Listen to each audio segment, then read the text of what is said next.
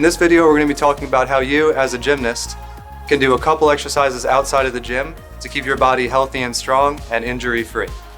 A little bit of maintenance goes a long way outside the sport because when you're putting in so many hours in such a physically demanding sport, you need to make sure you're flexible, strong, and that you're addressing any nagging injuries that could lead to lost time in the gym. Most of the gymnasts that I'm treating for injuries are between the ages of 10 and 16 years old. The reason for this is that's during a time of growth and development. You're getting taller, your muscles and tendons and joints are adjusting to your new height and weight, and there's a few things that those gymnasts should do as an extra precaution to keep them in the gym and injury-free. Mainly, that's stretching. We call this static stretching, which means holding a position, and these holds have to be for at least 30 to 60 seconds. So it's my advice that any gymnast between the ages of 10 and 16 who's competing at a high level should work on long, hold, static stretching for all their major muscle groups such as hamstrings, quadriceps, pecs, lats, and traps.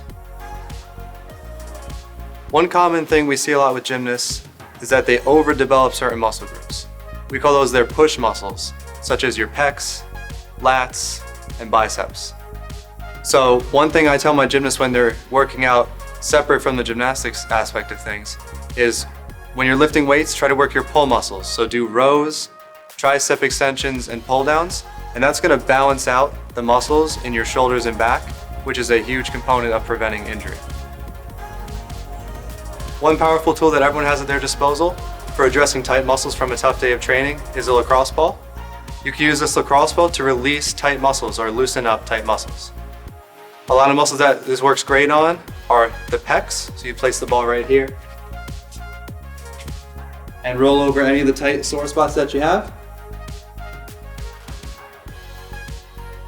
This also works great on the lats, right here.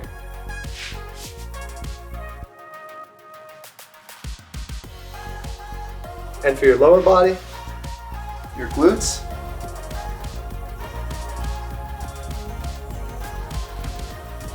and your calves.